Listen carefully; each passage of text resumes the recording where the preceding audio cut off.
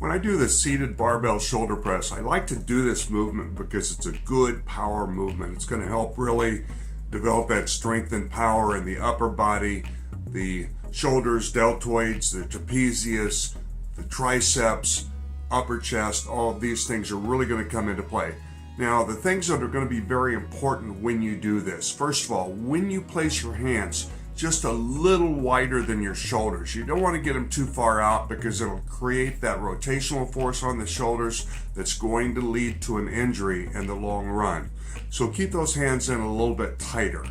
Now also keep your wrist underneath the bar as much as you can, elbows slightly in front of the bar as well.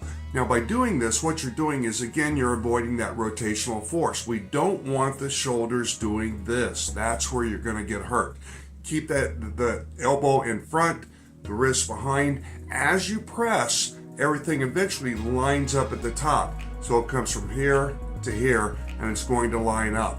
Now at the top of the movement, it's very important to get that full lockout. Really feel those triceps squeeze, feel the deltoids, feel the traps, feel all that really get tight at the top of the movement for a split second, then come back down and repeat the movement. Now you'll also see that I only do this in front of the head. The behind the neck press or behind the head press is one that is going to lead to injuries, and it's very, very important that we try to stay away from doing that. I see a lot of people still do it, but it's not good for your shoulders. So I'm going to tell you not to do it. I won't demonstrate it, and I won't have it on any of my videos.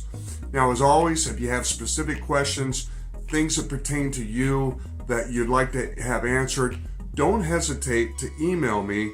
My email is at the end of this video and the link there. So go ahead and shoot me an email, and I'll be glad to help you out.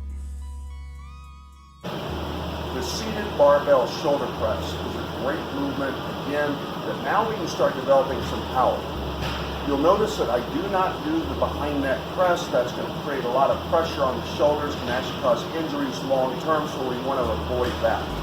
When you're doing the press, don't get too much arch in the back. Keep those elbows slightly in front of the bar. Again, so when I'm pressing, my elbows will be a little bit in front of the bar, and then at the top of the movement, they're going to all line up together. Start from the chest, fully locked out.